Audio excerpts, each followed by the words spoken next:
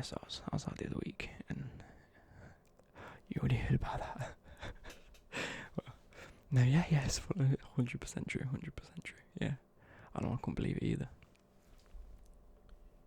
Oh, he's arrived. I'm really excited about this one. You know, Klopp has been one of my favourite managers in the past couple of years, and so I like his attitude. I like his smile.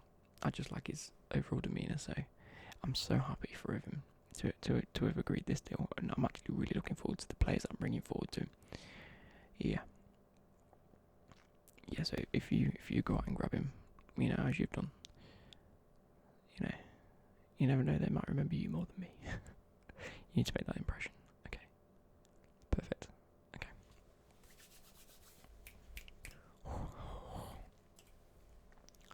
Hi, you're Mr. Club, yeah. Nice to meet you. Perfect. So,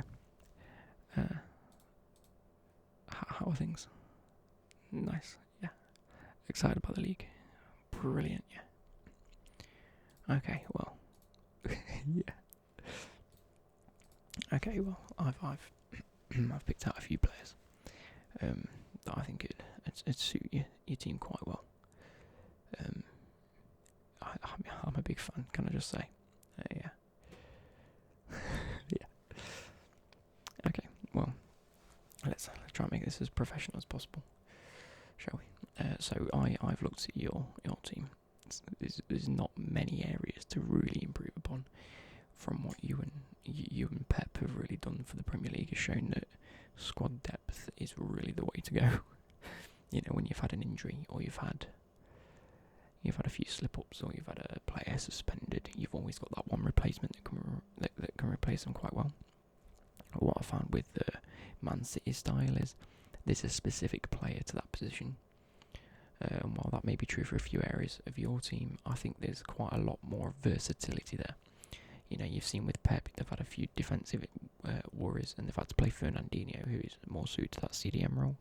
They've played him in centre-back. So I think with you, I think it's the case of trying to get a lot more, trying to build that team cohesion. All the players that I've seen, everyone really comes together in the club, and everyone's sort of like a big group of players that have got on well with each other. There's a big team cohesion there, and I think that's something I've really tried to focus on specifically here, as well as your ability to nurture certain players in certain positions.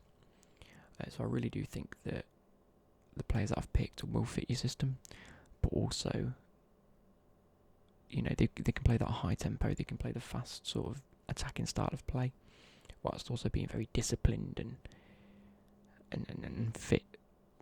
Yeah, you know more than me. You're a coach, you're a manager.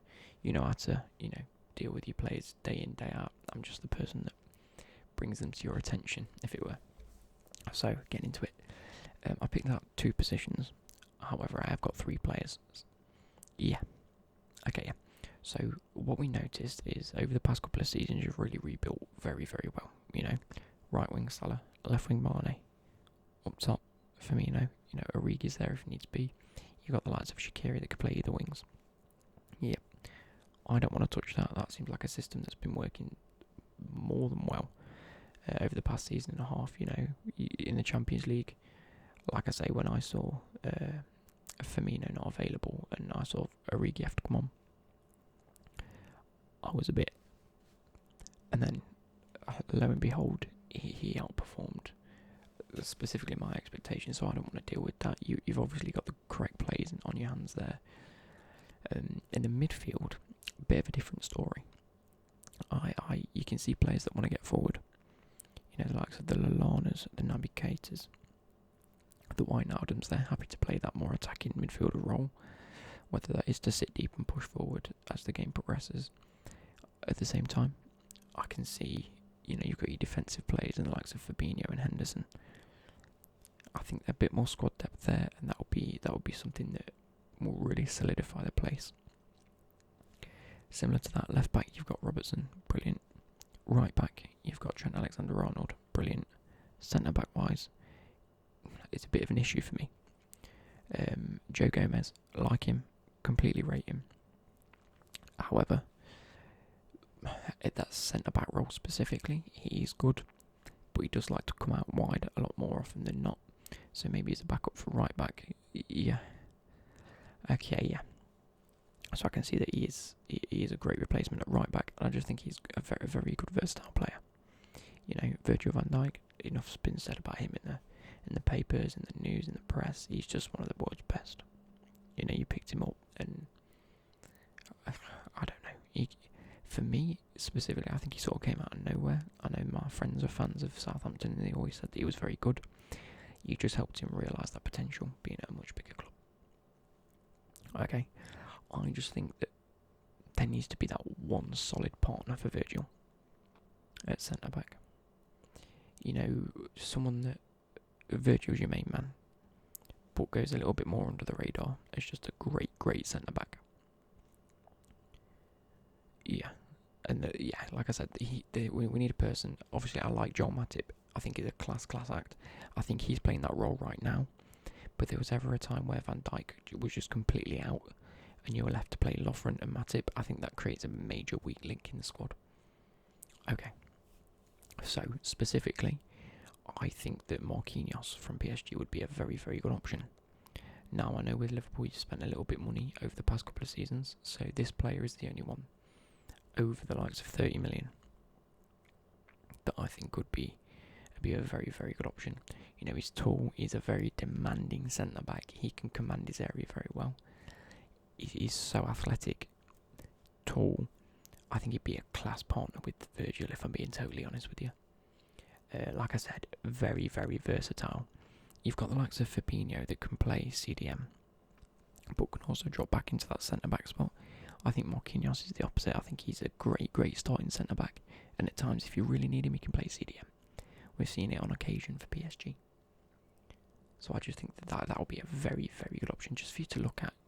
I'm not saying definitely go out and buy him. It's not even my decision.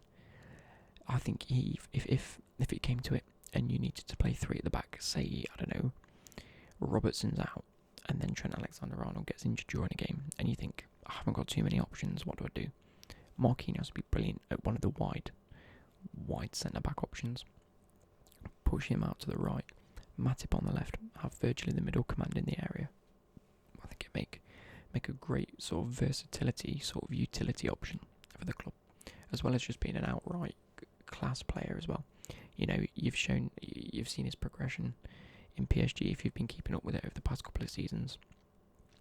Really, really good player. And I just think he is valued at 58 million. That is a lot.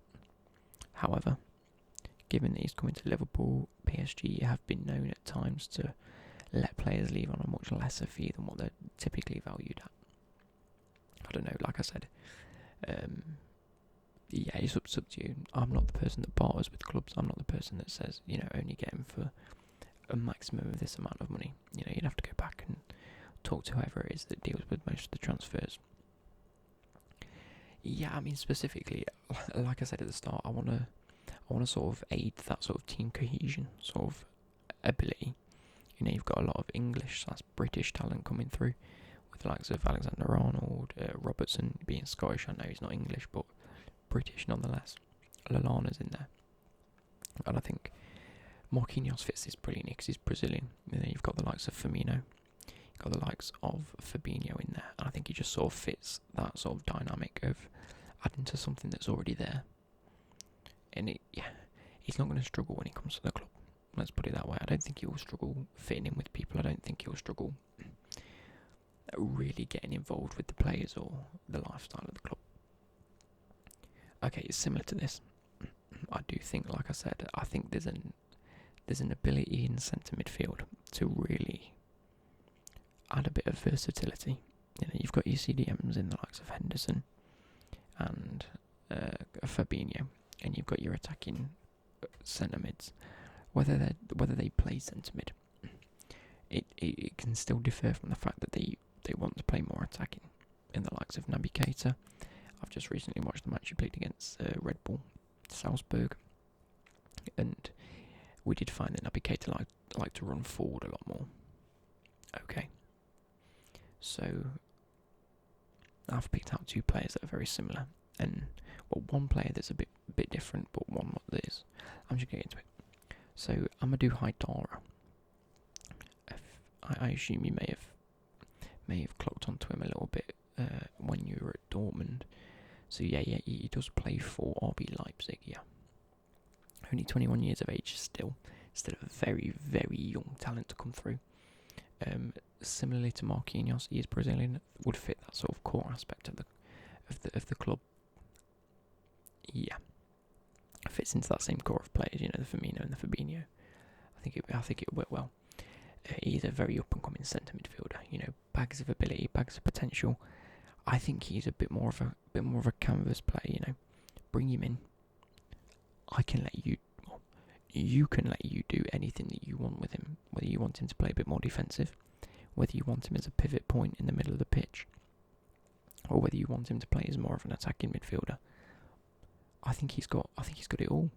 He's young. He's great with the ball at his feet, and he can definitely play a lot more offensively if needed. But I think at the same time, if you're looking for that player that a bit more disciplined, being a lot younger, you've got plenty of players already in the club to really fit a specific style. So maybe take your time out to pick up this guy and really build him and mould him into what you want him to be. He's young enough for you to sort of get nurtured into that sort of specific style of play. He isn't one of these players that's very one-dimensional. If anything, it's 2, 3, 4-dimensional. He can play a plethora of roles at a club. Whether you wanted to make him a box-to-box, improve his fitness. If you want him to play more attacking, make sure he's doing a lot of shooting practice, a lot of passing practice. If you want him to play a little bit deeper, get him on the weights. Get him on defensive training. It's really up to you how you want to shape this guy. But I think the best part about this is his market value at the minute is only 20 million. Now Leipzig, for a young, very good up-and-coming centre-mid, could demand a little bit more than that. However, I do think with your links to German football, your sort of philosophy, as long as he hears about this, I think he could start to demand a move away, and then that's when it can get either really, really messy or really simple. Leipzig are a club that like money. They like the prospect of saying, okay, Haidar hasn't been playing that much. He is one of our midfielders, and we've got quite a few. So why don't we just say okay to 20 million, or reinvest it in 2 or 3 other young up and coming centre midfielders, and then create a much bigger sort of business model based on that. So you never know. It could be a very, very easy deal for you guys. Okay, yeah. So yeah, he's great with the ball at his feet as well. So, and dribbling ability, very similar to the Wijnaldums and the Firminos. He's just good. You tend to see it with Brazilians is they're very good with the ball. That's why Pep brought in Ederson in goal, because he says as much as I want him to be a goalkeeper, he needs to be able to pass, and he needs to be able to make them. He needs to be able to see things and do things with his feet that no other goalkeeper can do. And lo and behold, Brazilian. You see the likes of Alisson. Alisson's another player that both Marquinhos and Haidara would fit well with. Being Brazilian, I'm not just thinking they're the same nationality. I'm just thinking, when players come to a club, they look for similar attributes or similar, preferences. If you can speak Brazilian, and there's 3 or 4 other players that are Brazilian, he's probably going to get along well with them. Okay, yeah, I can move on, yeah. So the next player, like I said, we've looked at the more attacking player, one that you can mould yourself.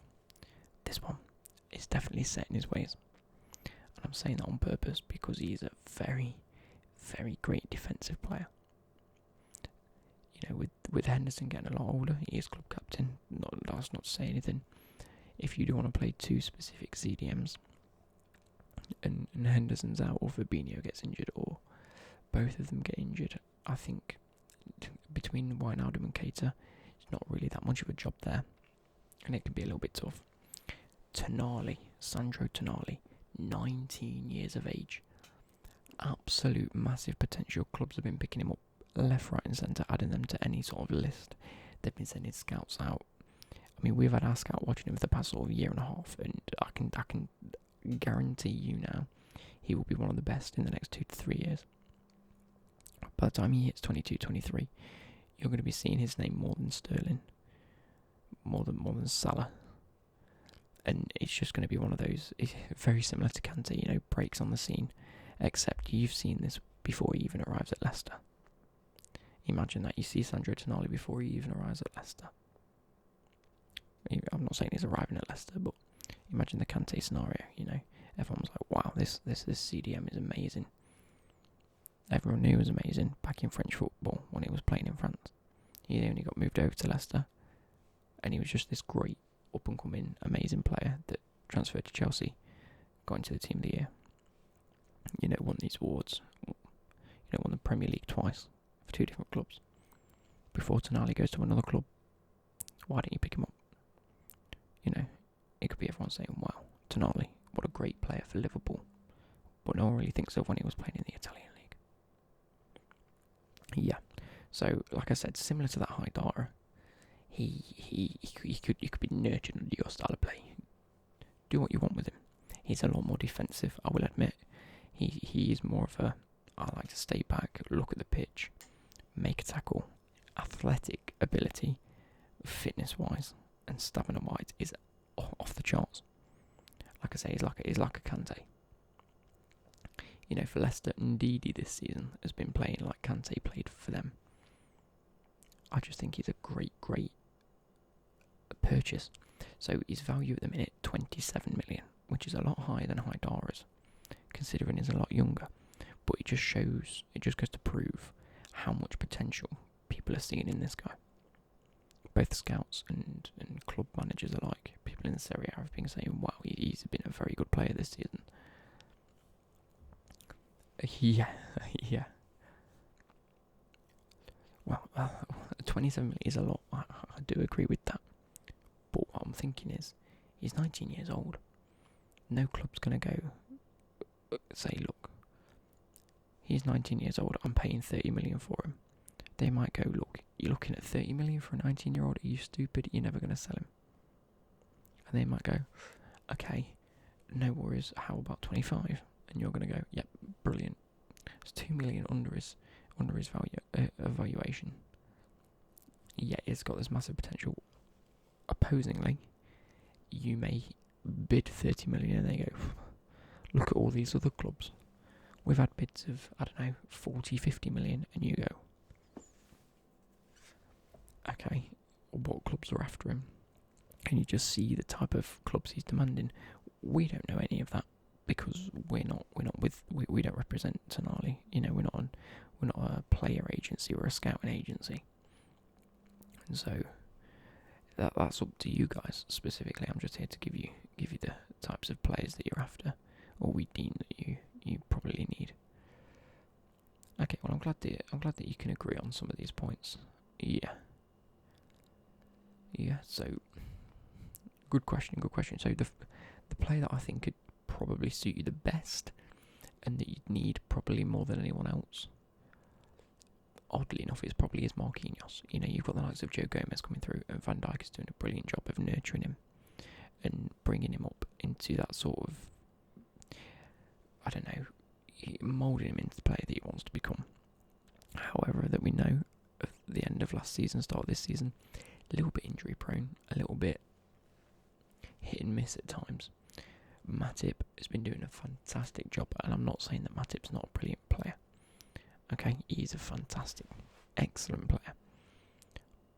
But is he on Marquinhos' level? I don't know. You'll have to let me know. So, I think Marquinhos would be probably one of your better options.